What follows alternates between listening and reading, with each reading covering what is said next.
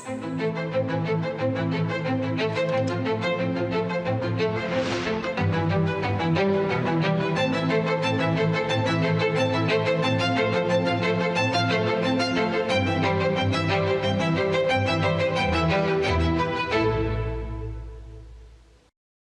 ಪ್ರೀತಿಯ ದೇಶವಾಸಿಗಳೇ ನಮಸ್ಕಾರ. ಮನ್ ಕಿ ಬಾತ್ ಕಾರ್ಯಕ್ರಮಕ್ಕೆ ನಿಮ್ಮೆಲ್ಲರಿಗೂ ಸ್ವಾಗತ. ಇಡೀ ದೇಶದಲ್ಲಿ ಈ ಸಮಯದಲ್ಲಿ ಹಬ್ಬಗಳ ಸಂಭ್ರಮ ಮನೆ ಮಾಡಿದೆ. ನಾವೆಲ್ಲರೂ ಕೆಲವು ದಿನಗಳ ಹಿಂದೆ ದೀಪಾವಳಿಯನ್ನು ಆಚರಿಸಿದ್ದೇವೆ ಮತ್ತು ಈಗ ಹೆಚ್ಚಿನ ಸಂಖ್ಯೆಯಲ್ಲಿ ಜನರು ಛಠ್ ಪೂಜೆಯಲ್ಲಿ ನಿರತರಾಗಿದ್ದಾರೆ. ಮನೆಗಳಲ್ಲಿ ಠೇಕುವಾವನ್ನು ತಯಾರಿಸಲಾಗುತ್ತಿದೆ. ಹಲವೆಡೆ ಘಾಟ್ಗಳನ್ನು ಸಿಂಗರಿಸಲಾಗುತ್ತಿದೆ. ಮಾರುಕಟ್ಟೆಗಳು ಕಳೆಗಟ್ಟಿವೆ. ಎಲ್ಲೆಡೆ ಶ್ರದ್ಧೆ, ಆತ್ಮೀಯತೆ ಮತ್ತು ಪರಂಪರೆಯ ಸಂಗಮ ಕಂಡುಬರುತ್ತಿದೆ. ಛಠ್ ವ್ರತವನ್ನು ಆಚರಿಸುವ ಮಹಿಳೆಯರು ಈ ಹಬ್ಬಕ್ಕಾಗಿ ಸಿದ್ಧತೆ ನಡೆಸುವ ಸಮರ್ಪಣೆ ಮತ್ತು ಭಕ್ತಿಯು ಬಹಳ ಸ್ಫೂರ್ತಿದಾಯಕವಾಗಿದೆ. ಸ್ನೇಹಿತರೆ, ಛಠ್ ಮಹಾಪರ್ವವು ಸಂಸ್ಕೃತಿ, ಪ್ರಕೃತಿ ಮತ್ತು ಸಮಾಜದ ನಡುವಿನ ಗಾಢವಾದ ಏಕತೆಯ ಪ್ರತಿಬಿಂಬವಾಗಿದೆ.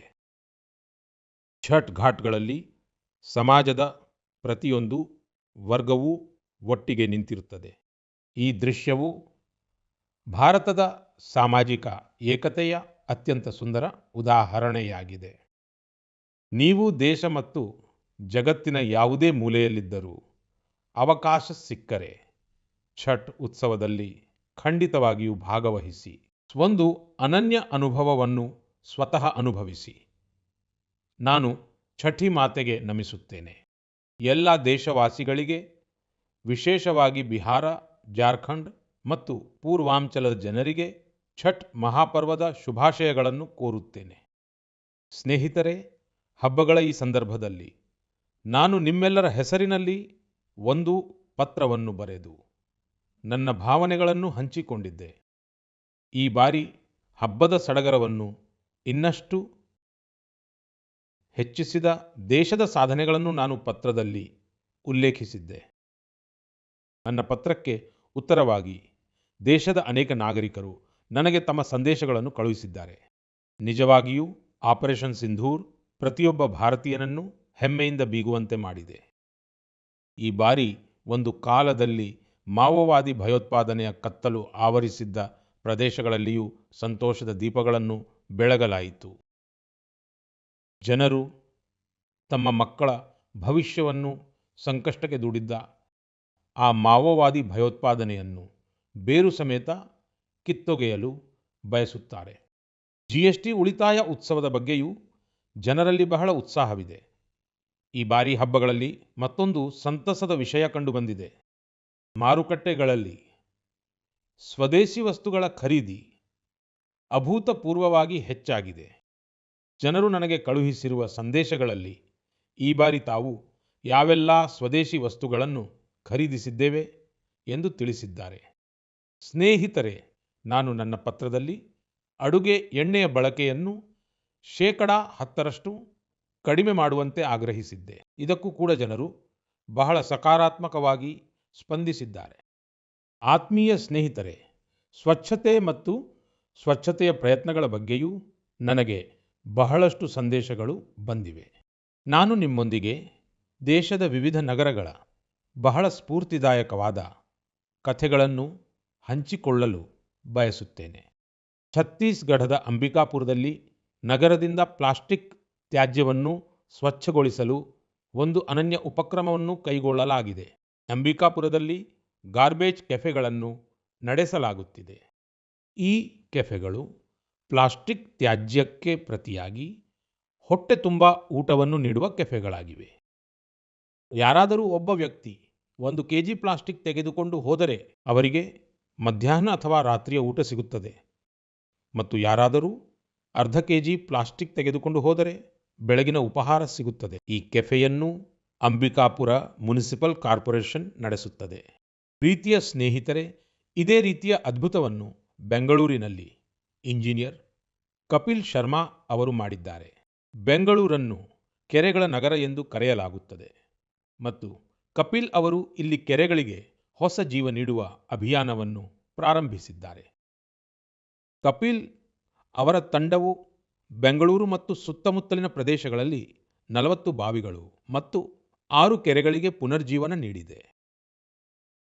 ವಿಶೇಷವೆಂದರೆ ಅವರು ತಮ್ಮ ಮಿಷನ್ನಲ್ಲಿ ಕಾರ್ಪೊರೇಟ್ಗಳು ಮತ್ತು ಸ್ಥಳೀಯ ಜನರನ್ನು ಕೂಡ ಸೇರಿಸಿಕೊಂಡಿದ್ದಾರೆ. ಅವರ ಸಂಸ್ಥೆಯು ಮರಗಳನ್ನು ನೆಡುವ ಅಭಿಯಾನದಲ್ಲಿಯೂ ತೊಡಗಿಸಿಕೊಂಡಿದೆ. ಸ್ನೇಹಿತರೆ, ಅಂಬಿಕಾಪುರ ಮತ್ತು ಬೆಂಗಳೂರಿನ ಈ ಸ್ಫೂರ್ತಿದಾಯಕ ಉದಾಹರಣೆಗಳು ತೋರಿಸಿಕೊಡುವುದೇನೆಂದರೆ, ಮನಸ್ಸು ಮಾಡಿದರೆ ಬದಲಾವಣೆ ಖಂಡಿತವಾಗಿಯೂ ಬಂದೇ ಬರುತ್ತದೆ. ಸ್ನೇಹಿತರೆ, ಬದಲಾವಣೆಯ ಮತ್ತೊಂದು ಪ್ರಯತ್ನದ ಉದಾಹರಣೆಯನ್ನು ನಾನು ನಿಮ್ಮೊಂದಿಗೆ ಹಂಚಿಕೊಳ್ಳಲು ಬಯಸುತ್ತೇನೆ. ನಿಮ್ಮೆಲ್ಲರಿಗೂ ತಿಳಿದಿರುವಂತೆ ಬೆಟ್ಟ ಮತ್ತು ಬಯಲು ಪ್ರದೇಶಗಳಲ್ಲಿ ಕಾಡುಗಳಿರುತ್ತವೆ. ಈ ಕಾಡುಗಳು ಮಣ್ಣನ್ನು ಹಿಡಿದಿಟ್ಟುಕೊಳ್ಳುತ್ತವೆ. ಅದೇ ರೀತಿಯ ಪ್ರಾಮುಖ್ಯತೆಯು ಸಮುದ್ರ ತೀರದಲ್ಲಿ ಮ್ಯಾಂಗ್ರೋವ್ಗಳಿಗೆ ಇರುತ್ತದೆ. ಮ್ಯಾಂಗ್ರೋವ್ಗಳು ಸಮುದ್ರದ ಉಪ್ಪು ನೀರು ಮತ್ತು ಜೌಗು ಪ್ರದೇಶದಲ್ಲಿ ಬೆಳೆಯುತ್ತವೆ ಮತ್ತು ಕಡಲ ಪರಿಸರ ವ್ಯವಸ್ಥೆಯ ಒಂದು ಪ್ರಮುಖ ಭಾಗವಾಗಿವೆ. ಸುನಾಮಿ ಅಥವಾ ಸೈಕ್ಲೋನ್ನಂತಹ ವಿಪತ್ತುಗಳು ಬಂದಾಗ ಈ ಮ್ಯಾಂಗ್ರೋವ್ಗಳು ಬಹಳ ಸಹಾಯಕವಾಗುತ್ತವೆ.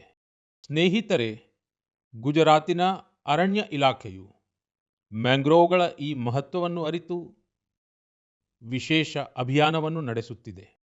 5 ವರ್ಷಗಳ ಹಿಂದೆ ಅಹಮದಾಬಾದ್ ಸಮೀಪದ ಧೋಲೆರಾದಲ್ಲಿ ಅರಣ್ಯ ಇಲಾಖೆಯ ತಂಡಗಳು ಮ್ಯಾಂಗ್ರೋವ್ಗಳನ್ನು ನೆಡುವ ಕೆಲಸವನ್ನು ಪ್ರಾರಂಭಿಸಿದವು ಮತ್ತು ಇಂದು ಧೋಲೆರಾ ಕರಾವಳಿಯು 3500 ಹೆಕ್ಟೇರ್ಗಳಿಗಿಂತಲೂ ಹೆಚ್ಚು ವಿಸ್ತೀರ್ಣದಲ್ಲಿ ಮ್ಯಾಂಗ್ರೋವ್ಗಳನ್ನು ಹೊಂದಿದೆ. ಈ ಮ್ಯಾಂಗ್ರೋವ್ಗಳ ಪರಿಣಾಮವು ಇಂದು ಇಡೀ ಪ್ರದೇಶದಲ್ಲಿ ಗೋಚರಿಸುತ್ತಿದೆ. ಜೊತೆಗೆ ಅಲ್ಲಿನ ಪರಿಸರ ವ್ಯವಸ್ಥೆಯಲ್ಲಿ ಡಾಲ್ಫಿನ್ಗಳ ಸಂಖ್ಯೆ ಹೆಚ್ಚಾಗಿದೆ. ಏಡಿಗಳು ಮತ್ತು ಇತರ ಜಲಚರ ಜೀವಿಗಳು ಕೂಡ ಹಿಂದಿಗಿಂತ ಹೆಚ್ಚು ಸಮೃದ್ಧವಾಗಿವೆ. ಇಷ್ಟೇ ಅಲ್ಲ, ಈಗ ಇಲ್ಲಿಗೆ ವಲಸೆ ಹಕ್ಕಿಗಳು ಕೂಡ ಹೆಚ್ಚಿನ ಸಂಖ್ಯೆಯಲ್ಲಿ ಬರುತ್ತಿವೆ. ಇದರಿಂದ ಅಲ್ಲಿನ ಪರಿಸರದ ಮೇಲೆ ಒಳ್ಳೆಯ ಪರಿಣಾಮ ಬೀರಿದೆ. ಧೋಲೆರಾದ ಮೀನುಗಾರರಿಗೂ ಕೂಡ ಲಾಭವಾಗುತ್ತಿದೆ. ಗೆಳೆಯರೇ, ಧೋಲೆರಾದ ಹೊರತಾಗಿ ಗುಜರಾತಿನ ಕಚ್ನಲ್ಲಿಯೂ ಕೂಡ ಇತ್ತೀಚಿನ ದಿನಗಳಲ್ಲಿ ಮ್ಯಾಂಗ್ರೋವ್ ಪ್ಲಾಂಟೇಶನ್ ತುಂಬಾ ಭರದಿಂದ ಸಾಗುತ್ತಿದೆ. ಅಲ್ಲಿನ ಕೋರಿ ಕ್ರೀಕ್ನಲ್ಲಿ ಮ್ಯಾಂಗ್ರೋವ್ ಲರ್ನಿಂಗ್ ಸೆಂಟರ್ ಕೂಡ ಸ್ಥಾಪಿಸಲಾಗಿದೆ. ಪ್ರೀತಿಯ ಸ್ನೇಹಿತರೆ, ಇದು ಮರಗಿಡಗಳ ವಿಶಿಷ್ಟ ಲಕ್ಷಣವಾಗಿದೆ. ಸ್ಥಳ ಯಾವುದೇ ಇರಲಿ, ಅವು ಪ್ರತಿಯೊಂದು ಜೀವಿಯ ಒಳಿತಿಗಾಗಿ ಕೆಲಸ ಮಾಡುತ್ತವೆ. ಆದ್ದರಿಂದಲೇ ನಮ್ಮ ಗ್ರಂಥಗಳಲ್ಲಿ ಹೀಗೆ ಹೇಳಲಾಗಿದೆ, ಧನ್ಯ ಮಹಿರುಹಯೇಭ್ಯೋ ನಿರಾಶಾಂ ಯಾಂತಿ ನಾರ್ಥಿನಃ. ಯಾರನ್ನೂ ನಿರಾಶೆಗೊಳಿಸದ ಆ ಮರಗಳು ಮತ್ತು ಸಸ್ಯಗಳು ನಿಜಕ್ಕೂ ಧನ್ಯವಾಗಿವೆ. ನಾವು ಯಾವ ಪ್ರದೇಶದಲ್ಲಿ ವಾಸಿಸುತ್ತೇವೆಯೋ ಅಲ್ಲಿ ನಾವು ಕೂಡ ಖಂಡಿತವಾಗಿಯೂ ಮರಗಳನ್ನು ನೆಡಬೇಕು. ತಾಯಿಯ ಹೆಸರಿನಲ್ಲಿ ಒಂದು ಗಿಡ ಎನ್ನುವ ಅಭಿಯಾನವನ್ನು ನಾವು ಮತ್ತಷ್ಟು ಮುಂದುವರೆಸಬೇಕಾಗಿದೆ. ನನ್ನ ಪ್ರೀತಿಯ ದೇಶ ಬಾಂಧವರೇ, ಮನ್ ಕಿ ಬಾತ್ನಲ್ಲಿ ನಾವು ಚರ್ಚಿಸುವ ವಿಷಯಗಳಲ್ಲಿ ನನಗೆ ಅತ್ಯಂತ ತೃಪ್ತಿ ನೀಡುವ ವಿಷಯ ಯಾವುದು ಎಂದು ನಿಮಗೆ ತಿಳಿದಿದೆಯೇ? ಈ ವಿಷಯಕ್ಕೆ ಸಂಬಂಧಿಸಿದಂತೆ ನಾನು ಹೇಳುವುದೇನೆಂದರೆ, ಮನ್ ಕಿ ಬಾತ್ನಲ್ಲಿ ನಾವು ಚರ್ಚಿಸುವ ವಿಷಯಗಳು ಸಮಾಜಕ್ಕಾಗಿ ಒಳ್ಳೆಯದನ್ನು, ನವೀನವಾದದ್ದನ್ನು ಮಾಡಲು ಜನರಿಗೆ ಸ್ಫೂರ್ತಿ ನೀಡುತ್ತವೆ ಎನ್ನುವುದು. ಇದರಿಂದ ನಮ್ಮ ಸಂಸ್ಕೃತಿ, ನಮ್ಮ ದೇಶದ ಹಲವು ಆಯಾಮಗಳು ಮುನ್ನೆಲೆಗೆ ಬರುತ್ತವೆ. ಸ್ನೇಹಿತರೆ, ನಿಮ್ಮಲ್ಲಿ ಹಲವರಿಗೆ ನೆನಪಿರಬಹುದು, ಅದೇನೆಂದರೆ ಸುಮಾರು 5 ವರ್ಷಗಳ ಹಿಂದೆ ನಾನು ಈ ಕಾರ್ಯಕ್ರಮದಲ್ಲಿ ಭಾರತೀಯ ತಳಿಯ ಶ್ವಾನ ಅಂದರೆ ನಾಯಿಗಳ ಬಗ್ಗೆ ಚರ್ಚಿಸಿದ್ದೆ. ನಾನು ದೇಶವಾಸಿಗಳೊಂದಿಗೆ ನಮ್ಮ ಭದ್ರತಾ ಪಡೆಗಳಿಗೂ ಭಾರತೀಯ ತಳಿಯ ನಾಯಿಗಳನ್ನು ಅಳವಡಿಸಿಕೊಳ್ಳುವಂತೆ ಆಗ್ರಹಿಸಿದ್ದೆ. ಏಕೆಂದರೆ ಅವು ನಮ್ಮ ಪರಿಸರ ಮತ್ತು ಸನ್ನಿವೇಶಗಳಿಗೆ ಅನುಗುಣವಾಗಿ ಹೆಚ್ಚು ಸುಲಭವಾಗಿ ಹೊಂದಿಕೊಳ್ಳುತ್ತವೆ. ನಮ್ಮ ಭದ್ರತಾ ಏಜೆನ್ಸಿಗಳು ಈ ನಿಟ್ಟಿನಲ್ಲಿ ಸಾಕಷ್ಟು ಶ್ಲಾಘನೀಯ ಪ್ರಯತ್ನಗಳನ್ನು ಮಾಡಿವೆ ಎಂದು ಹೇಳಲು ನನಗೆ ಸಂತೋಷವಾಗುತ್ತಿದೆ. BSF ಮತ್ತು ಸಿಆರ್ಪಿಎಫ್ ತಮ್ಮ ದಳಗಳಲ್ಲಿ ಭಾರತೀಯ ತಳಿಯ ನಾಯಿಗಳ ಸಂಖ್ಯೆಯನ್ನು ಹೆಚ್ಚಿಸಿವೆ. ನಾಯಿಗಳ ತರಬೇತಿಗಾಗಿ ಇರುವ ಬಿಎಸ್ಎಫ್ನ ನ್ಯಾಷನಲ್ ಟ್ರೈನಿಂಗ್ ಸೆಂಟರ್ ಗ್ವಾಲಿಯರ್ನ ಟೇಕನ್ಪುರ್ನಲ್ಲಿದೆ. ಇಲ್ಲಿ ಉತ್ತರ ಪ್ರದೇಶದ ರಾಮಪುರ್ ಹೌಂಡ್, ಕರ್ನಾಟಕ ಮತ್ತು ಮಹಾರಾಷ್ಟ್ರದ ಮುಧೋಳ ಹೌಂಡ್ಗಳ ಮೇಲೆ ವಿಶೇಷವಾಗಿ ಗಮನ ಹರಿಸಲಾಗುತ್ತಿದೆ. ಈ ಸೆಂಟರ್ನಲ್ಲಿ ತರಬೇತುದಾರರು ತಂತ್ರಜ್ಞಾನ ಮತ್ತು ಆವಿಷ್ಕಾರದ ಸಹಾಯದಿಂದ ಶ್ವಾನಗಳಿಗೆ ಉತ್ತಮ ರೀತಿಯಲ್ಲಿ ತರಬೇತಿ ನೀಡುತ್ತಿದ್ದಾರೆ. ವಿಶೇಷವೆಂದರೆ ಭಾರತೀಯ ತಳಿಯ ಶ್ವಾನಗಳ ವಿಶಿಷ್ಟ ಸಾಮರ್ಥ್ಯಗಳನ್ನು ಹೊರತರಲು ಅವುಗಳ ತರಬೇತಿ ಕೈಪಿಡಿಗಳನ್ನು ಮರುಬರೆಯಲಾಗಿದೆ. ಬೆಂಗಳೂರಿನಲ್ಲಿ ಸಿಆರ್ಪಿಎಫ್ನ ಡಾಗ್ ಬ್ರೀಡಿಂಗ್ ಅಂಡ್ ಟ್ರೈನಿಂಗ್ ಸ್ಕೂಲ್ನಲ್ಲಿ ಮಾಂಗ್ರೇಲ್ಸ್ ಮುಧೋಳ ಹೌಂಡ್, ಕೊಂಬೈ ಮತ್ತು ಪಾಂಡಿಕೋನಾದಂತಹ ಭಾರತೀಯ ಶ್ವಾನಗಳಿಗೆ ತರಬೇತಿ ನೀಡಲಾಗುತ್ತಿದೆ. ಸ್ನೇಹಿತರೆ, ಕಳೆದ ವರ್ಷ ಲಕ್ನೋದಲ್ಲಿ all India police duty meet ಅನ್ನು ಆಯೋಜಿಸಲಾಗಿತ್ತು. ಆ ಸಮಯದಲ್ಲಿ ರಿಯಾ ಹೆಸರಿನ ಶ್ವಾನವು ಜನರ ಗಮನವನ್ನು ತನ್ನತ್ತ ಸೆಳೆದಿತ್ತು. ಇದು ಒಂದು ಮುಧೋಳ ಹೌಂಡ್ ಆಗಿದ್ದು ಇದನ್ನು ಬಿಎಸ್ಎಫ್ ಟ್ರೈನ್ ಮಾಡಿದೆ. ರಿಯಾ ಇಲ್ಲಿ ಅನೇಕ ಫಾರಿನ್ ಬ್ರೀಡ್ಗಳನ್ನು ಹಿಂದಿಕ್ಕಿ ಮೊದಲ ಬಹುಮಾನವನ್ನು ಗೆದ್ದಿತ್ತು. ಸ್ನೇಹಿತರೆ, ಈಗ ಬಿಎಸ್ಎಫ್ ತನ್ನ ಶ್ವಾನಗಳಿಗೆ ವಿದೇಶಿ ಹೆಸರುಗಳ ಬದಲು ಭಾರತೀಯ ಹೆಸರುಗಳನ್ನು ನೀಡುವ ಸಂಪ್ರದಾಯವನ್ನು ಪ್ರಾರಂಭಿಸಿದೆ. ನಮ್ಮ ದೇಶೀಯ ಶ್ವಾನಗಳು ಅದ್ಭುತ ಸಾಹಸವನ್ನು ಪ್ರದರ್ಶಿಸಿವೆ. ಕಳೆದ ವರ್ಷ ಛತ್ತೀಸ್ಗಢದ ಮಾವೋವಾದಿ ಪೀಡಿತ ಪ್ರದೇಶದಲ್ಲಿ ಗಸ್ತು ತಿರುಗುತ್ತಿದ್ದಾಗ ಸಿಆರ್ಪಿಎಫ್ನ ಒಂದು ದೇಶಿ ಶ್ವಾನವು 8 ಕೆಜಿ ಸ್ಫೋಟಕವನ್ನು ಪತ್ತೆ ಹಚ್ಚಿತ್ತು. ಬಿಎಸ್ಎಫ್ ಮತ್ತು ಸಿಆರ್ಪಿಎಫ್ ಈ ನಿಟ್ಟಿನಲ್ಲಿ ಮಾಡಿರುವ ಪ್ರಯತ್ನಗಳಿಗಾಗಿ ನಾನು ಅವುಗಳನ್ನು ಅಭಿನಂದಿಸುತ್ತೇನೆ. ಹಾಗೆ ನೋಡಿದರೆ ನಾನು ಅಕ್ಟೋಬರ್ 31ಕ್ಕಾಗಿಯೂ ಕಾಯುತ್ತಿದ್ದೇನೆ. ಇದು ಉಕ್ಕಿನ ಮನುಷ್ಯ ಸರ್ದಾರ್ ಪಟೇಲ್ ಅವರ ಜಯಂತಿಯ ದಿನವಾಗಿದೆ. ಈ ಸಂದರ್ಭದಲ್ಲಿ ಪ್ರತಿ ವರ್ಷ ಗುಜರಾತ್ನ ಏಕತಾ ನಗರದಲ್ಲಿ ಸ್ಟ್ಯಾಚ್ಯೂ ಆಫ್ ಯೂನಿಟಿಯ ಬಳಿ ವಿಶೇಷ ಸಮಾರಂಭಗಳನ್ನು ಆಯೋಜಿಸಲಾಗುತ್ತದೆ. ಇಲ್ಲಿಯೇ ಏಕತಾ ದಿವಸದ ಪೆರೇಡ್ ಕೂಡ ನಡೆಯುತ್ತದೆ ಮತ್ತು ಈ ಪೆರೇಡ್ನಲ್ಲಿ ಮತ್ತೊಮ್ಮೆ ಭಾರತೀಯ ಶ್ವಾನಗಳ ಸಾಮರ್ಥ್ಯದ ಪ್ರದರ್ಶನವಾಗಲಿದೆ. ನೀವು ಕೂಡ ಇದನ್ನು ಸಮಯ ಮಾಡಿಕೊಂಡು ತಪ್ಪದೇ ನೋಡಿ. ನನ್ನ ಪ್ರೀತಿಯ ದೇಶವಾಸಿಗಳೇ, ಸರ್ದಾರ್ ಪಟೇಲ್ ಅವರ 150ನೇ ಜಯಂತಿಯ ದಿನವು ಇಡೀ ದೇಶಕ್ಕೆ ಒಂದು ಬಹಳ ವಿಶೇಷವಾದ ಸಂದರ್ಭವಾಗಿದೆ. ಸರ್ದಾರ್ ಪಟೇಲ್ ಅವರು ಆಧುನಿಕ ಕಾಲದಲ್ಲಿ ರಾಷ್ಟ್ರದ ಶ್ರೇಷ್ಠ ವ್ಯಕ್ತಿಗಳಲ್ಲಿ ಒಬ್ಬರಾಗಿದ್ದಾರೆ. ಅವರ ವಿರಾಟ ವ್ಯಕ್ತಿತ್ವದಲ್ಲಿ ಅನೇಕ ಗುಣಗಳು ಒಟ್ಟಿಗೆ ಸೇರಿದ್ದವು. ಅವರು ಅತ್ಯಂತ ಪ್ರತಿಭಾವಂತ ವಿದ್ಯಾರ್ಥಿಯಾಗಿದ್ದರು. ಅವರು ಭಾರತ ಮತ್ತು ಬ್ರಿಟನ್ ಎರಡೂ ಕಡೆ ತಮ್ಮ ವಿದ್ಯಾಭ್ಯಾಸದಲ್ಲಿ ಅತ್ಯುತ್ತಮ ಪ್ರದರ್ಶನ ನೀಡಿದರು. ಅವರು ತಮ್ಮ ಕಾಲದ ಅತ್ಯಂತ ಯಶಸ್ವಿ ವಕೀಲರಲ್ಲಿ ಒಬ್ಬರಾಗಿದ್ದರು. ಅವರು ವಕೀಲ ವೃತ್ತಿಯಲ್ಲಿ ಇನ್ನೂ ಹೆಚ್ಚು ಹೆಸರು ಮಾಡಬಹುದಿತ್ತು. ಆದರೆ ಗಾಂಧೀಜಿಯವರಿಂದ ಪ್ರೇರಿತರಾಗಿ ಅವರು ತಮ್ಮನ್ನು ಸಂಪೂರ್ಣವಾಗಿ ಸ್ವಾತಂತ್ರ್ಯ ಚಳುವಳಿಗೆ ಸಮರ್ಪಿಸಿಕೊಂಡರು. ಖೇಡಾ ಸತ್ಯಾಗ್ರಹದಿಂದ ಹಿಡಿದು ಬೋರ್ಸದ್ ಸತ್ಯಾಗ್ರಹದವರೆಗೆ ಅನೇಕ ಚಳುವಳಿಗಳಲ್ಲಿ ಅವರ ಕೊಡುಗೆಯನ್ನು ಇಂದಿಗೂ ಸ್ಮರಿಸಲಾಗುತ್ತದೆ. ಅಹಮದಾಬಾದ್ ಮುನಿಸಿಪಾಲಿಟಿಯ ಮುಖ್ಯಸ್ಥರಾಗಿ ಅವರ ಅಧಿಕಾರಾವಧಿಯೂ ಐತಿಹಾಸಿಕವಾಗಿತ್ತು.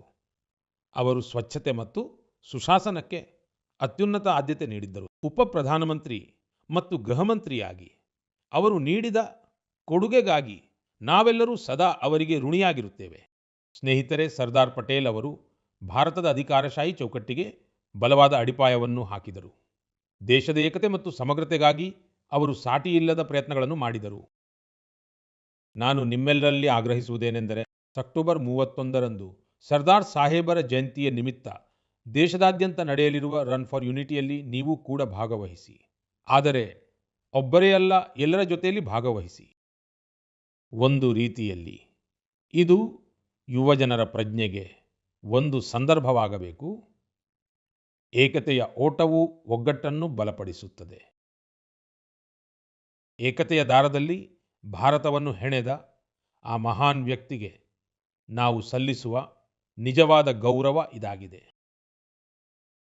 ನನ್ನ ಪ್ರೀತಿಯ ದೇಶವಾಸಿಗಳೇ, ಚಹಾದೊಂದಿಗಿನ ನನ್ನ ನಂಟಿನ ಬಗ್ಗೆ ನೀವೆಲ್ಲರೂ ಬಲ್ಲಿರಿ. ಆದರೆ ಇಂದು ಮನ್ ಕಿ ಬಾತ್ನಲ್ಲಿ ಕಾಫಿಯ ಬಗ್ಗೆ ಏಕೆ ಚರ್ಚಿಸಬಾರದು ಎಂದು ಯೋಚಿಸಿದೆ. ನಿಮಗೆ ನೆನಪಿರಬಹುದು, ಕಳೆದ ವರ್ಷ ನಾವು ಮನ್ ಕಿ ಬಾತ್ನಲ್ಲಿ ಅರಾಕು ಕಾಫಿ ಬಗ್ಗೆ ಮಾತನಾಡಿದ್ದೆವು. ಕೆಲವು ಸಮಯದ ಹಿಂದೆ ಒಡಿಶಾದ ಅನೇಕ ಜನರು ನನ್ನೊಂದಿಗೆ ಕೋರಾಪುಟ್ ಕಾಫಿಯ ಬಗ್ಗೆ ತಮ್ಮ ಭಾವನೆಗಳನ್ನು ಹಂಚಿಕೊಂಡಿದ್ದರು.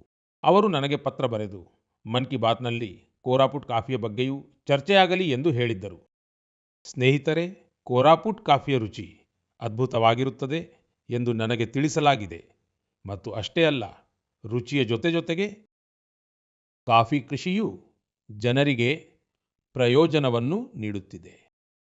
ಕೋರಾಪುಟ್ನಲ್ಲಿ ಕೆಲವರು ತಮಗಿರುವ ಉತ್ಸಾಹದಿಂದಾಗಿ ಕಾಫಿ ಕೃಷಿ ಮಾಡುತ್ತಿದ್ದಾರೆ. ಅವರು ಕಾರ್ಪೊರೇಟ್ ವಲಯದಲ್ಲಿ ಒಳ್ಳೆಯ ನೌಕರಿಯಲ್ಲಿದ್ದರು. ಆದರೆ ಅವರಿಗೆ ಕಾಫಿಯ ಮೇಲೆ ಅಷ್ಟೊಂದು ಪ್ರೀತಿ ಇದೆ. ಅದಕ್ಕಾಗಿಯೇ ಅವರು ಈ ಕ್ಷೇತ್ರವನ್ನು ಪ್ರವೇಶಿಸಿ ಈಗ ಯಶಸ್ವಿಯಾಗಿ ಕೆಲಸ ಮಾಡುತ್ತಿದ್ದಾರೆ.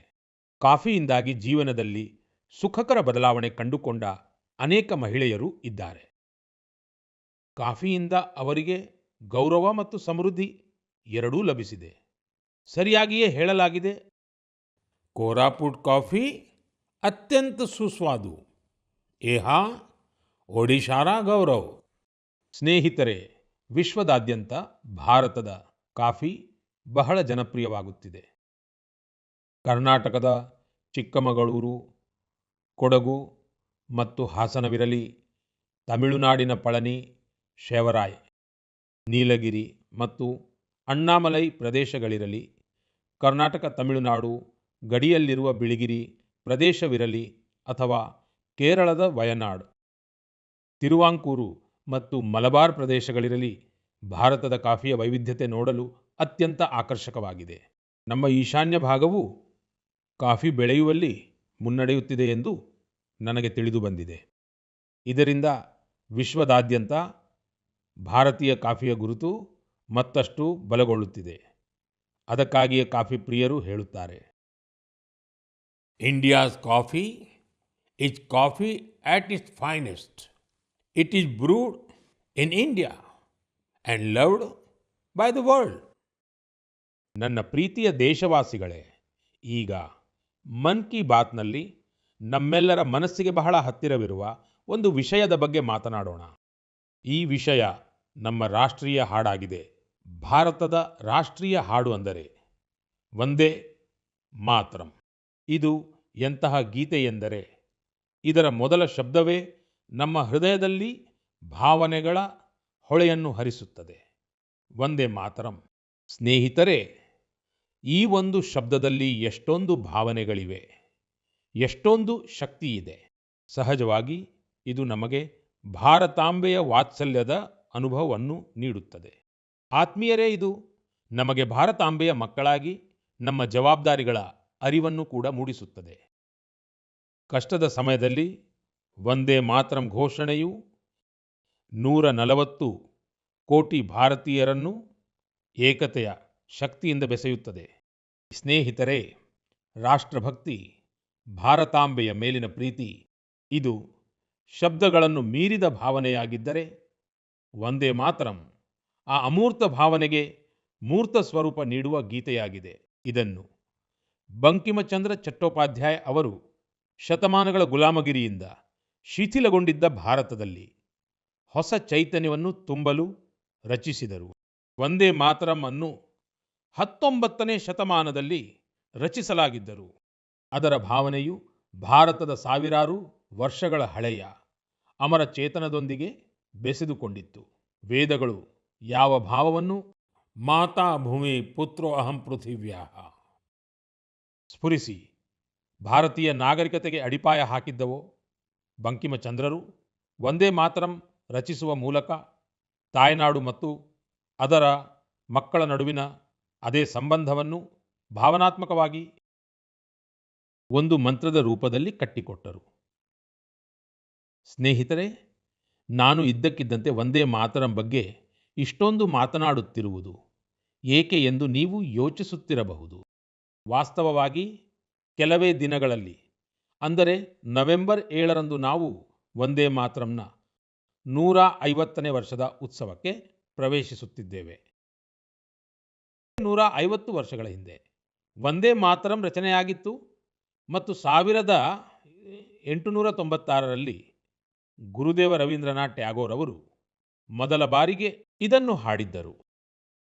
ಸ್ನೇಹಿತರೆ, ವಂದೇ ಮಾತರಂ ಗೀತೆಯನ್ನು ಹಾಡುವಾಗ ಕೋಟ್ಯಂತರ ದೇಶವಾಸಿಗಳು ಯಾವಾಗಲೂ ರಾಷ್ಟ್ರ ಪ್ರೇಮದ ಉತ್ತುಂಗವನ್ನು ಅನುಭವಿಸಿದ್ದಾರೆ.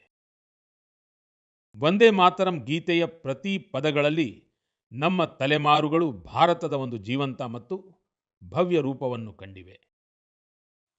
ಸುಜಲಾಂ ಸುಫಲಾಂ ಮಲಯಜ ಶೀತಲಾಂ ಸಸ್ಯ ಶ್ಯಾಮಲಾಂ ಮಾತರಂ ವಂದೇ ಮಾತರಂ.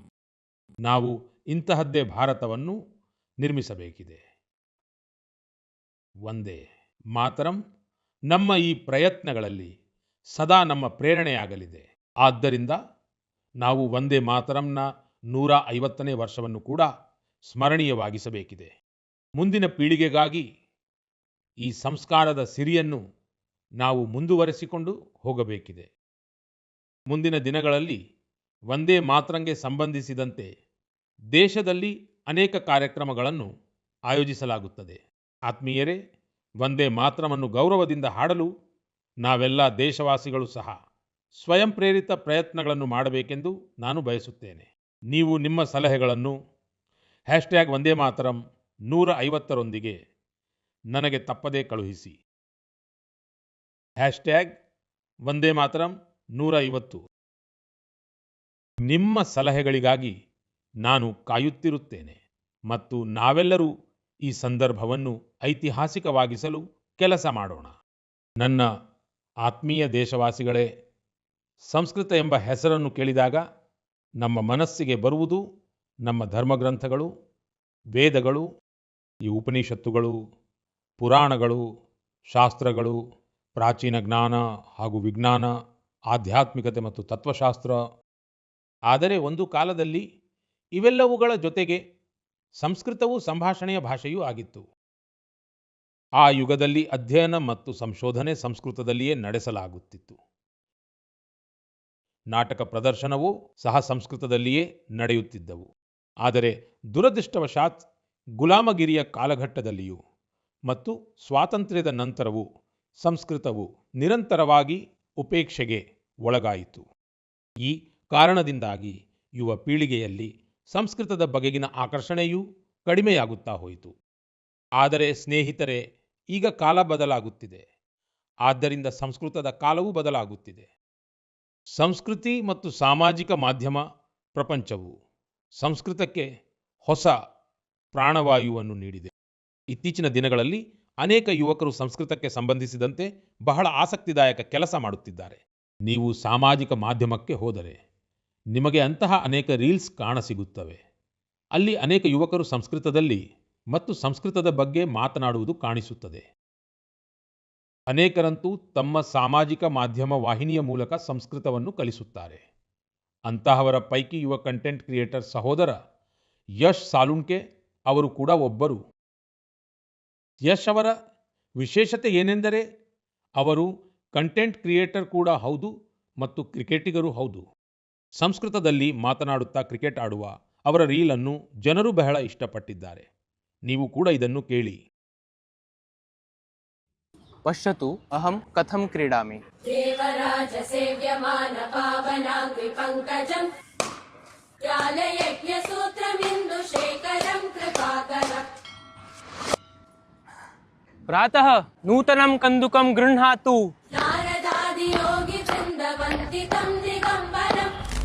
ಇಮಂ ಕಂದುಕಂ ಸಾವಧಾನೇನ ಪಶ್ಯ ಚಷಟಕಾಯ ತಾಡಯ. ಕಾಶಿಕಾಪುರಾಧಿನಾಥ ಕಾಲಭೈರವಂ ಭಜೆ ಕಾಲಭೈರವಂ ಭಜೆ. ಸ್ನೇಹಿತರೆ, ಕಮಲಾ ಮತ್ತು ಜಾಹ್ನವಿ ಎಂಬ ಇಬ್ಬರು ಸಹೋದರಿಯರ ಕೆಲಸವು ಅದ್ಭುತವಾಗಿದೆ. ಈ ಇಬ್ಬರು ಸಹೋದರಿಯರು ಆಧ್ಯಾತ್ಮಿಕತೆ, ತತ್ವಶಾಸ್ತ್ರ ಮತ್ತು ಸಂಗೀತದ ಕುರಿತು ಕಂಟೆಂಟ್ ಅನ್ನು ರಚಿಸುತ್ತಾರೆ. ಇದೇ ರೀತಿಯ ಮತ್ತೊಬ್ಬ ಯುವಕನ ಸಂಸ್ಕೃತ ಛಾತ್ರೋಹಂ ಎಂಬ ಚಾನೆಲ್ ಇನ್ಸ್ಟಾಗ್ರಾಂನಲ್ಲಿ ಇದೆ. ಈ ಚಾನೆಲ್ ನಡೆಸುವ ಯುವ ಸ್ನೇಹಿತ ಸಂಸ್ಕೃತಕ್ಕೆ ಸಂಬಂಧಿಸಿದ ಮಾಹಿತಿಯನ್ನು ನೀಡುವುದಲ್ಲದೆ ಅವರು ಸಂಸ್ಕೃತದಲ್ಲಿ ಹಾಸ್ಯದ ವಿಡಿಯೋಗಳನ್ನು ಸಹ ಮಾಡುತ್ತಾರೆ. ಯುವಕರು ಸಂಸ್ಕೃತದಲ್ಲಿರುವ ಈ ವಿಡಿಯೋಗಳನ್ನು ಬಹಳ ಇಷ್ಟಪಡುತ್ತಾರೆ. ನಿಮ್ಮಲ್ಲಿ ಅನೇಕ ಸ್ನೇಹಿತರು ಸಮಸ್ತಿಯವರ ವಿಡಿಯೋಗಳನ್ನು ಕೂಡ ನೋಡಿರಬಹುದು. ಸ್ನೇಹಿತರೆ, ಸಮಸ್ತಿಯವರು ಸಂಸ್ಕೃತದಲ್ಲಿ ತಮ್ಮ ಹಾಡುಗಳನ್ನು ವಿವಿಧ ರೀತಿಯಲ್ಲಿ ಪ್ರಸ್ತುತಪಡಿಸುತ್ತಾರೆ. ಇನ್ನೊಬ್ಬ ಯುವಕ ಭಾವೇಶ್ ಭೀಮ್ನಾಥನಿ. ಭಾವೇಶ್ ಅವರು ಸಂಸ್ಕೃತ ಶ್ಲೋಕಗಳು, ಆಧ್ಯಾತ್ಮಿಕ ದರ್ಶನ ಮತ್ತು ಸಿದ್ಧಾಂತಗಳ ಬಗ್ಗೆ ಮಾತನಾಡುತ್ತಾರೆ. ಸ್ನೇಹಿತರೆ, ಭಾಷೆಯು ಯಾವುದೇ ನಾಗರಿಕತೆಯ ಮೌಲ್ಯಗಳು ಮತ್ತು ಸಂಪ್ರದಾಯಗಳ ವಾಹಕವಾಗಿರುತ್ತದೆ. ಸಂಸ್ಕೃತವು ಈ ಕರ್ತವ್ಯವನ್ನು ಸಾವಿರಾರು ವರ್ಷಗಳ ಕಾಲ ನಿರ್ವಹಿಸಿದೆ. ಈಗ ಸಂಸ್ಕೃತಕ್ಕಾಗಿಯೂ ಕೆಲವು ಯುವಕರು ತಮ್ಮ ಕರ್ತವ್ಯವನ್ನು ನಿರ್ವಹಿಸುತ್ತಿರುವುದನ್ನು ನೋಡುವುದು ಸಂತೋಷದ ಸಂಗತಿಯಾಗಿದೆ. ನನ್ನ ಪ್ರೀತಿಯ ದೇಶವಾಸಿಗಳೇ, ಈಗ ನಾನು ನಿಮ್ಮನ್ನು ಸ್ವಲ್ಪ ಹಿಂದಕ್ಕೆ ಕರೆದೊಯ್ಯುತ್ತೇನೆ. ನೀವು 20ನೇ ಶತಮಾನದ ಆರಂಭಿಕ ಕಾಲಘಟ್ಟವನ್ನು ಕಲ್ಪಿಸಿಕೊಳ್ಳಿ. ಆ ಸಮಯದಲ್ಲಿ ಬಹಳಷ್ಟು ಕಾಲದವರೆಗೆ ಸ್ವಾತಂತ್ರ್ಯದ ಭರವಸೆಯೇ ಇರಲಿಲ್ಲ. ಇಡೀ ಭಾರತದಲ್ಲಿ ಬ್ರಿಟಿಷರು ಶೋಷಣೆಯ ಎಲ್ಲ ಎಲ್ಲೆಗಳನ್ನು ಮೀರಿದ್ದರು ಮತ್ತು ಆ ಕಾಲದಲ್ಲಿ ಹೈದರಾಬಾದಿನ ದೇಶಭಕ್ತ ಜನರಿಗೆ ದಬ್ಬಾಳಿಕೆಯ ಕಾಲವು ಇನ್ನೂ ಭಯಾನಕವಾಗಿತ್ತು.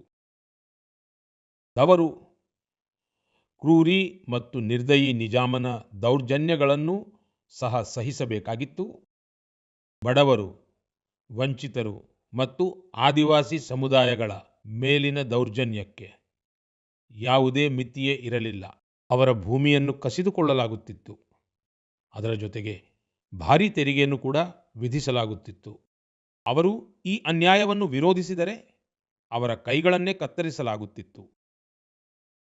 ಸ್ನೇಹಿತರೆ, ಅಂತಹ ಕಠಿಣ ಸಮಯದಲ್ಲಿ ಸುಮಾರು 20 ವರ್ಷದ ಯುವಕನೊಬ್ಬ ಈ ಅನ್ಯಾಯದ ವಿರುದ್ಧ ನಿಂತಿದ್ದನು. ಇಂದು ಒಂದು ವಿಶೇಷ ಕಾರಣಕ್ಕಾಗಿ ನಾನು ಆ ಯುವಕನ ಬಗ್ಗೆ ಪ್ರಸ್ತಾಪಿಸುತ್ತಿದ್ದೇನೆ. ಅವನ ಹೆಸರನ್ನು ಹೇಳುವ ಮೊದಲು ನಾನು ಅವನ ವೀರತೆಯ ಬಗ್ಗೆ ನಿಮಗೆ ಹೇಳುತ್ತೇನೆ. ಸ್ನೇಹಿತರೆ, ಆ ಕಾಲದಲ್ಲಿ ನಿಜಾಮನ ವಿರುದ್ಧ ಒಂದು ಮಾತು ಮಾತನಾಡುವುದು ಅಪರಾಧವಾಗಿತ್ತು. ಆ ಯುವಕನು ಸಿದ್ದಿಕಿ ಎಂಬ ನಿಜಾಮನ ಅಧಿಕಾರಿಗೆ ಬಹಿರಂಗ ಸವಾಲು ಹಾಕಿದ್ದನು. ನಿಜಾಮನು ಸಿದ್ದಿಕಿಯನ್ನು ರೈತರ ಬೆಳೆಗಳನ್ನು ವಶಪಡಿಸಿಕೊಳ್ಳಲು ಕಳುಹಿಸಿದ್ದನು. ಆದರೆ ದೌರ್ಜನ್ಯದ ವಿರುದ್ಧದ ಈ ಹೋರಾಟದಲ್ಲಿ ಆ ಯುವಕನು ಸಿದ್ದಿಕಿಯನ್ನು ಕೊಂದು ಹಾಕಿದನು. ಅವನು ಬಂಧನದಿಂದ ತಪ್ಪಿಸಿಕೊಳ್ಳುವುದರಲ್ಲಿಯೂ ಯಶಸ್ವಿಯಾದನು. ನಿಜಾಮನ ದಬ್ಬಾಳಿಕೆಯ ಪೊಲೀಸರಿಂದ ತಪ್ಪಿಸಿಕೊಂಡು ಆ ಯುವಕನು ಅಲ್ಲಿಂದ 100 ಕಿಲೋಮೀಟರ್ ದೂರದಲ್ಲಿರುವ ಅಸ್ಸಾಂ ತಲುಪಿದನು. ಸ್ನೇಹಿತರೆ, ನಾನು ಯಾರ ಬಗ್ಗೆ ಚರ್ಚಿಸುತ್ತಿದ್ದೇನೆಂದರೆ ಅವರೇ ಮಹಾನ್ ವ್ಯಕ್ತಿ ಕೊಮರಂ ಭೀಮ್. ಈಗ ಅಕ್ಟೋಬರ್ 22ರಂದೇ ಅವರ ಜನ್ಮ ಜಯಂತಿಯನ್ನು ಆಚರಿಸಲಾಗಿದೆ. ಕೊಮರಂ ಭೀಮ್ ಅವರ ಆಯಸ್ಸು ಬಹಳ ದೀರ್ಘವಾಗಿರಲಿಲ್ಲ. ಅವರು ಕೇವಲ 40 ವರ್ಷಗಳ ಕಾಲ ಮಾತ್ರ ಬದುಕಿದ್ದರು. ಆದರೆ ತಮ್ಮ ಜೀವಿತಾವಧಿಯಲ್ಲಿ ಅವರು ಅಸಂಖ್ಯಾತ ಜನರ, ವಿಶೇಷವಾಗಿ ಆದಿವಾಸಿ ಸಮಾಜದ ಹೃದಯದಲ್ಲಿ ಅಳಿಸಲಾಗದ ಛಾಪು ಮೂಡಿಸಿದರು. ಅವರು ನಿಜಾಮನ ವಿರುದ್ಧ ಹೋರಾಡುತ್ತಿದ್ದ ಜನರಲ್ಲಿ ಹೊಸ ಶಕ್ತಿಯನ್ನು ತುಂಬಿದರು. ಅವರು ತಮ್ಮ ವ್ಯೂಹಾತ್ಮಕ ಕೌಶಲ್ಯಕ್ಕಾಗಿಯೂ ಹೆಸರುವಾಸಿಯಾಗಿದ್ದರು. ನಿಜಾಮನ ಆಳ್ವಿಕೆಗೆ ಅವರು ಬಹಳ ದೊಡ್ಡ ಸವಾಲಾಗಿದ್ದರು. 1940ರಲ್ಲಿ ನಿಜಾಮನ ಜನರು ಅವರ ಹತ್ಯೆ ಮಾಡಿದ್ದರು. ಯುವಕರು ಅವರ ಬಗ್ಗೆ ಸಾಧ್ಯವಾದಷ್ಟು ತಿಳಿದುಕೊಳ್ಳಲು ಪ್ರಯತ್ನಿಸಬೇಕು ಎಂದು ನಾನು ಆಗ್ರಹಿಸುತ್ತೇನೆ. ಕೊಮರಂ ಭೀಮ್ ಕಿ నా వినమ్ర నివాళి ఆయన్ ప్రజల హృదయాల్లో ఎప్పటికీ నిలిచి ఉంటారు. ಸ್ನೇಹಿತರೆ, ಮುಂದಿನ ತಿಂಗಳ 15ನೇ ತಾರೀಖಿನಂದು ನಾವು ಜನಜಾತಿಯ ಗೌರವ ದಿವಸವನ್ನು ಆಚರಿಸಲಿದ್ದೇವೆ. ಇದು ಭಗವಾನ್ ಬಿರ್ಸಾ ಮುಂಡಾ ಅವರ ಜಯಂತಿಯ ಶುಭ ಸಂದರ್ಭವಾಗಿದೆ. ನಾನು ಭಗವಾನ್ ಬಿರ್ಸಾ ಮುಂಡಾ ಅವರಿಗೆ ಶ್ರದ್ಧಾಪೂರ್ವಕವಾಗಿ ನಮಿಸುತ್ತೇನೆ. ದೇಶದ ಸ್ವಾತಂತ್ರ್ಯಕ್ಕಾಗಿ ಮತ್ತು ಬುಡಕಟ್ಟು ಸಮುದಾಯದ ಹಕ್ಕುಗಳಿಗಾಗಿ ಅವರು ಮಾಡಿದ ಕೆಲಸವು ಹೋಲಿಸಲಾಗದ್ದು. ನನಗೆ ಜಾರ್ಖಂಡ್ನಲ್ಲಿರುವ ಭಗವಾನ್ ಬಿರ್ಸಾ ಮುಂಡಾ ಅವರ ಗ್ರಾಮ ಉಲಿಹಾತುಗೆ ಹೋಗುವ ಅವಕಾಶ ಸಿಕ್ಕಿದ್ದು ನನ್ನ ಸೌಭಾಗ್ಯ. ನಾನು ಅಲ್ಲಿನ ಮಣ್ಣನ್ನು ಹಣೆಗೆ ಹಚ್ಚಿಕೊಂಡು ನಮಿಸಿದ್ದೆ. ಭಗವಾನ್ ಬಿರ್ಸಾ ಮುಂಡಾ ಮತ್ತು ಕೊಮರಂ ಭೀಮ್ ಅವರಂತೆಯೇ ನಮ್ಮ ಆದಿವಾಸಿ ಸಮುದಾಯಗಳಲ್ಲಿ ಇನ್ನೂ ಅನೇಕ ಮಹಾನ್ ವ್ಯಕ್ತಿಗಳು ಆಗಿ ಹೋಗಿದ್ದಾರೆ. ನೀವು ಅವರ ಬಗ್ಗೆ ಖಂಡಿತವಾಗಿ ಓದಬೇಕು ಎಂಬುದು ನನ್ನ ಆಗ್ರಹ, ನನ್ನ ಪ್ರೀತಿಯ ದೇಶ ಬಾಂಧವರೇ, ಮನ್ ಕಿ ಬಾತ್ ಕಾರ್ಯಕ್ರಮಕ್ಕಾಗಿ ನೀವು ಕಳುಹಿಸಿದ ಅಸಂಖ್ಯಾತ ಸಂದೇಶಗಳು ನನಗೆ ತಲುಪುತ್ತವೆ. ಅನೇಕರು ಈ ಸಂದೇಶಗಳಲ್ಲಿ ತಮ್ಮ ಸುತ್ತಮುತ್ತಲಿನ ಪ್ರತಿಭಾವಂತ ವ್ಯಕ್ತಿಗಳ ಬಗ್ಗೆ ಚರ್ಚಿಸುತ್ತಾರೆ. ನಮ್ಮ ಪುಟ್ಟ ನಗರಗಳಲ್ಲಿ, ಪಟ್ಟಣಗಳಲ್ಲಿ, ಹಳ್ಳಿಗಳಲ್ಲಿಯೂ ನವೀನ ಕಲ್ಪನೆಗಳ ಮೇಲೆ ಕೆಲಸ ನಡೆಯುತ್ತಿದೆ ಎಂದು ಓದಿ ನನಗೆ ಬಹಳ ಸಂತೋಷವಾಗಿದೆ. ಸೇವಾ ಮನೋಭಾವದಿಂದ ಸಮಾಜವನ್ನು ಬದಲಾಯಿಸುವಲ್ಲಿ ತೊಡಗಿರುವಂತಹ ವ್ಯಕ್ತಿಗಳು ಅಥವಾ ಗುಂಪುಗಳು ನಿಮಗೆ ತಿಳಿದಿದ್ದರೆ ದಯವಿಟ್ಟು ನನಗೆ ತಿಳಿಸಿ. ನಾನು ಎಂದಿನಂತೆ ನಿಮ್ಮ ಸಂದೇಶಗಳಿಗಾಗಿ ಕಾಯುತ್ತಿರುತ್ತೇನೆ. ಮುಂದಿನ ತಿಂಗಳು ನಾವು ಮನ್ ಕಿ ಬಾತ್ನ ಮತ್ತೊಂದು ಸಂಚಿಕೆಯಲ್ಲಿ ಭೇಟಿಯಾಗೋಣ. ಕೆಲವು ಹೊಸ ವಿಷಯಗಳೊಂದಿಗೆ ಭೇಟಿಯಾಗೋಣ. ಅಲ್ಲಿಯವರೆಗೂ ನಾನು ನಿಮ್ಮಿಂದ ವಿದಾಯ ಕೋರುತ್ತೇನೆ. ನಿಮ್ಮೆಲ್ಲರಿಗೂ ತುಂಬು ಹೃದಯದ ಧನ್ಯವಾದಗಳು. ನಮಸ್ಕಾರ.